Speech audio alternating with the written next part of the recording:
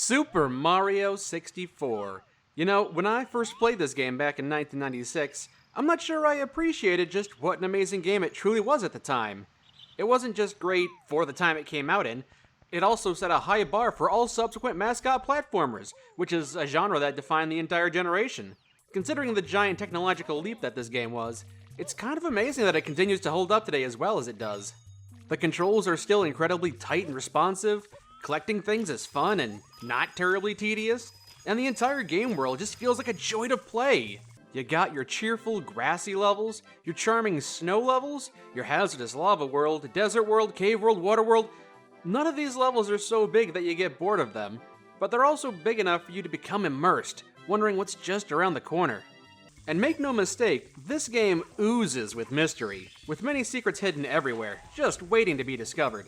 The signposts dotted around sometimes hold clues, but most of the time you'll stumble across things naturally as you explore, discovering new things at your own pace. For example, there's a rabbit always running around the castle's flooded basement. He runs away when you get close, so your natural instinct is to chase him. Eventually, you corner him in a dead-end corridor and lunge at him to grab him, but when you inevitably miss, you'll bonk your head into the wall, which will ripple strangely.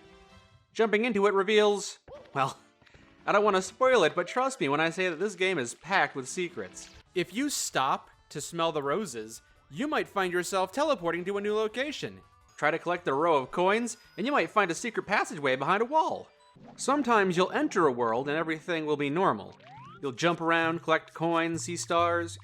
But when you return a second time, the entire place could be flooded for seemingly no reason. I remember back in the day, there were a ton of rumors floating around about Luigi being a secret playable character. I myself fell for the rumors that he could be unlocked by jumping over the rocking crate on the pirate ship 64 consecutive times. By today's standards, this probably seems very silly. But honestly, you can't fault people for believing that he could be here, just waiting to be unlocked. Wikis and game facts and YouTube guides didn't really exist back in the day, or at least they weren't well known. And because of how many other secrets were constantly being discovered, the whole game felt shrouded in mystique. This game also, I'm embarrassed to say it, but it scared the heck out of me. I'm sure there are a lot of people that remember the scary haunted ghost mansion level, populated with booze and the deeply unsettling music. There was also that creepy carousel and giant floating eyeball. They all made the whole level feel like a living nightmare. And of course, the deceptively benign piano. You know, that innocent-looking piano that you need to walk around in order to grab a red coin. 10-year-old Mike was not ready for these things. Probably took 20 years off my life. But this wasn't the only world that terrified me either. Jolly Roger Bay had that giant eel with the dead eyes that screams at you when you get close. There was that giant fish in Tiny Big World that would swallow you whole. And the toxic gas in the hazy maze cave that would cause you to choke, cough, and die. There are so many ways to asphyxiate in this game. It's downright traumatizing. Watching Mario drown, struggling through his last breaths as his limp body floats to the surface. Moments like this completely scared me away from certain levels. I was not having any of it. In fact, the first time I beat this game, I did it without getting any stars from Jolly Roger Bay or Tiny Huge Island. And that's another of the game's strengths. Unless you're going for 100% completion, almost every level in this game is optional. There are 120 stars to find and collect, but you only need 70 to beat the game. If one of the levels is too tough, or too scary, or you just hate it for whatever reason, you can skip it entirely. The ability to move on and come back later when any one particular level becomes too frustrating is incredibly undervalued. This is one of the biggest things that sets it apart from its contemporaries. So many other games that I love have mandatory sections that I dread to revisit, because they're frustrating, or tedious, or mind-numbingly boring.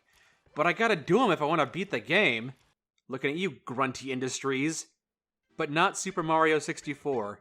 Entire levels can be skipped at your discretion. Beat the game on your own terms. Do what you want. That is true freedom. The game also isn't strict with how you complete its missions.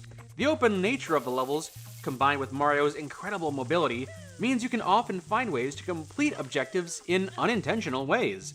To get the star, you need to go over to this platform over here. You need to walk over there. You need to ride this platform, navigate to these fiery spouts, jump on top of this log, roll it over the platform over here, and then walk down this ramp to the star, or you just fly to it. You can just fly to it. I can't think of any good tactics to get over here that don't involve, like, riding this arm. It might be faster this way anyway. Yeah, it's just faster that way. It's just faster to drop down from above it. My favorite example of this is the star in Tall Tall Mountain called Blast to the Lonely Mushroom. Called so because the game expects you to fire yourself out of a cannon and blast yourself at the star.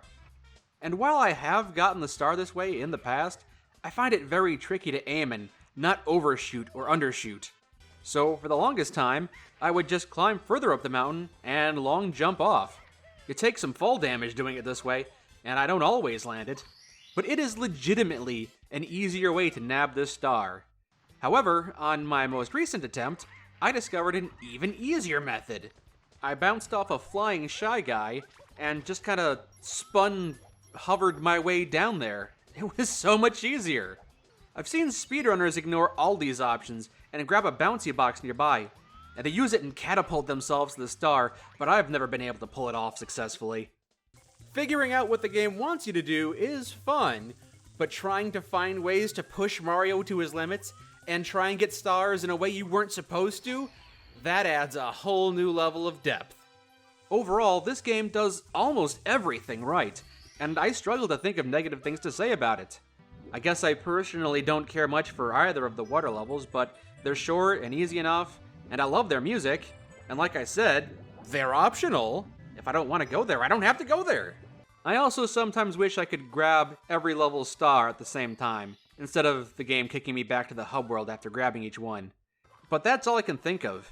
Even getting nitpicky, that's it. The game is just so dang good.